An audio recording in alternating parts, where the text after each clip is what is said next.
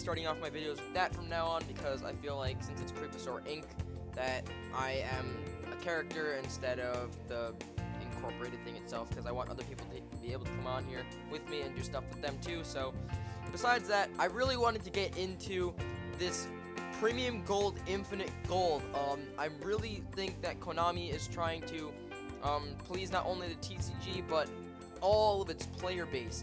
And really, that is amazing. Just, if you look at Premium Gold, Infinite Gold card list for what it is now, I was waiting for it to get filled up just a little bit more so that I could do a little bit more of a talk on, discussion on it.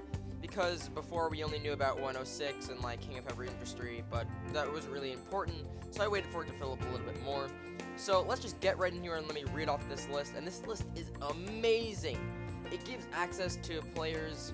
To cards that are way too expensive, and it gives them a chance to get to them. And with the amount of really amazing cards in this list, you can't go wrong with. If you don't get Premium Gold, Infinite Gold, you're doing something wrong, because this has way too many good cards, along with the fact that it has an archetype in it that is tier 1 right now, and it's doing amazing, like, everywhere. So it makes it really easy for people who don't have as much money, so they can't just, like, pay to win. People who don't have as much money to have access to them, and pretty much the entire archetype is in there, so that's really great. And I wouldn't be surprised if they dropped some other cards in it too. So let's just jump right into this list. So first things first, Archvenus-centric.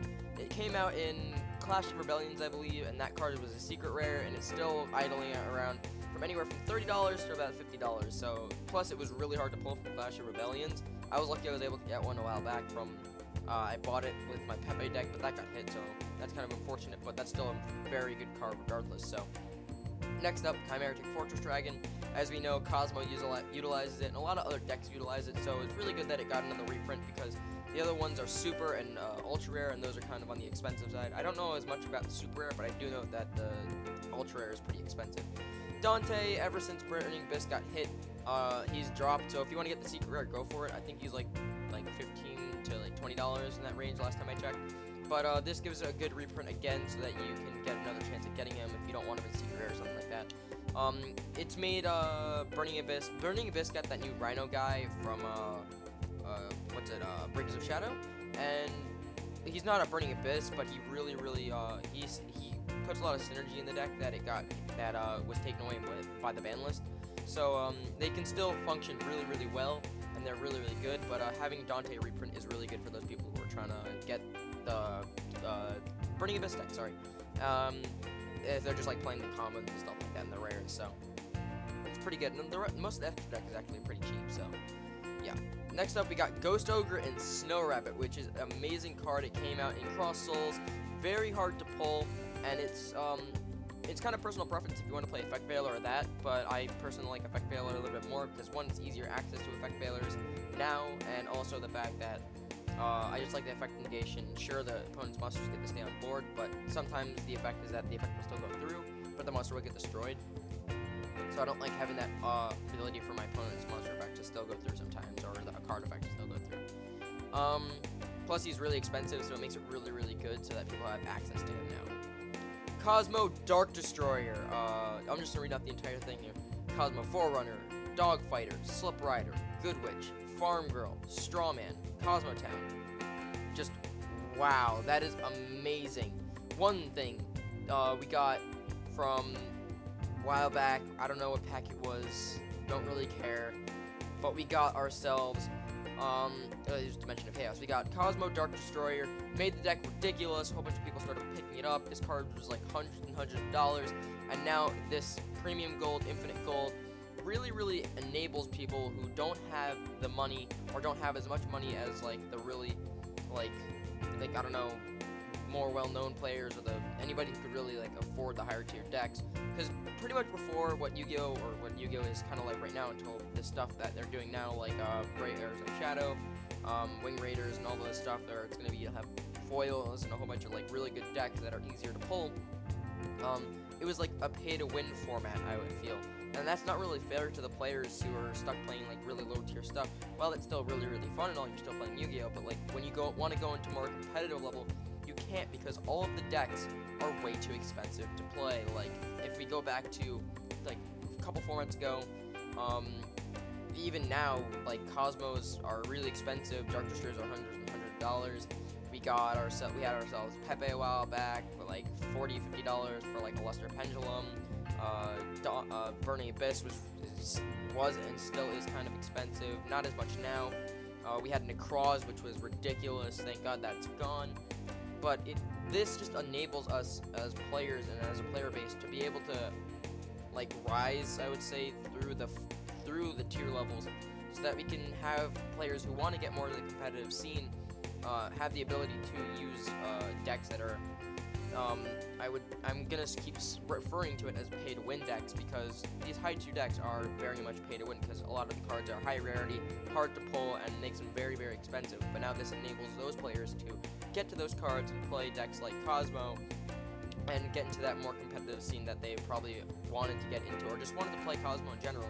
And it enables them to have the ability to either go either way and just play a really, really fun deck. And it really, really is looking like Konami is really just trying to appeal to the people that, as we saw with the new like structure deck like Monarchs, that is a high tier deck now, and it's getting really like a lot of popularity. And sure, the structure decks have gone up in a couple dollars here and there, but it's just like they're enabling the players to be able to play high tier decks without having to spend too much money. Sure, you can throw in like more expensive cards in there, but you can pick up 3 structure decks and have a really amazing deck. That was the biggest part of this. I was really, really happy with that. I personally, because you guys probably, if you go back, you can see that I did a Cosmo structure deck, a Cosmo archetype video and a Cosmo deck profile, and I really, really was into the Cosmo like deck itself. I really wanted to play it, but when I saw the price and how expensive it was, and then Pepe started to get its like big like hype and everything, and I was like, alright, I'll get Pepe. And I had a lot of fun playing Pepe for the time I did have it, and I'm going to wait until the new stuff comes out. I had to like abandon ship, but now this gives me the ability to get into all that stuff, especially with the fact that we got Cosmo Farm Girl in there, which is like one of the big cards along with Dark Destroyer, and some other cards like Forerunner and Slip Rider, which were commons and rares or whatever they were, and it gives them like a bump up in rarity, which is also really, really nice. So that's really cool, and I hopefully I can pull enough of the stuff, or all of the stuff, so that I can get to it.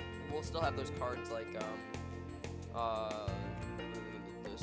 Tin Can, which is going to be a little bit of a problem to get, and you can play like Ghost Ogres and stuff like that, but it's looking more like you play it as the pure version, and it's just going to be better. I don't know, because it has a lot more synergy. You can just bounce between all the stuff. So yeah.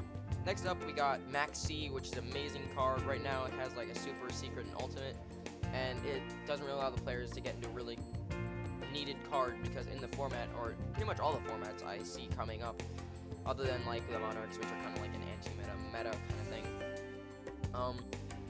they all special summon, and having the ability to just like have a response and get the draws that you do need for a lot of decks out there, a lot of players can't get to it because it's like anywhere from like 20 for this super rare to like, I don't know, I think I saw it for like 50 and higher for the ultimate rare, so it just makes it really, really hard to get to it.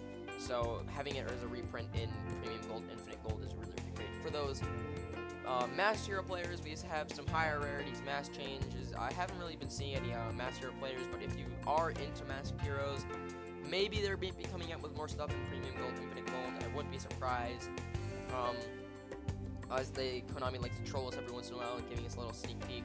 I might suspect that with this reprint, they might, with every Premium Gold we've had a bunch of stuff dropped off the ban list, so I wouldn't be surprised if they dropped Stratos. I know that's something really, really big, and a lot of people are like, drop Stratos off the ban list, he wouldn't do too much. Yeah, he wouldn't do too much, but he would make, Masked Heroes a lot more competitive, and it would make them, I don't know, the inflation kind of thing going on, because as we saw when they dropped Stratos off the ban list in OCG, it was a tier 1 deck over there. So I think they're gonna do that here, because again, elemental heroes and heroes in general are just a really big archetype, and saying that trend has happened between both of the Premium Golds, I wouldn't be surprised if they dropped a hero, which is Stratos. So if we see that, he won't have that much of an impact on the new format, but they'll get a lot of hype for a while, because heroes are heroes. So we'll have to see, but I really wouldn't be surprised. Next two cards, as I already talked about, Giant Hand and King of Industry. King of Industry isn't really that big of a deal. Yeah, it's a really good card along with Giant Hand, and to give people access to these cards, which were prize cards, which is amazing. But personally, these two cards, Giant Hand, I'm probably going to pick up because that's a really good card. But this one, I'm pretty sure it's a level 5, but I don't see it getting too much play because it is a level 5. I don't have any water.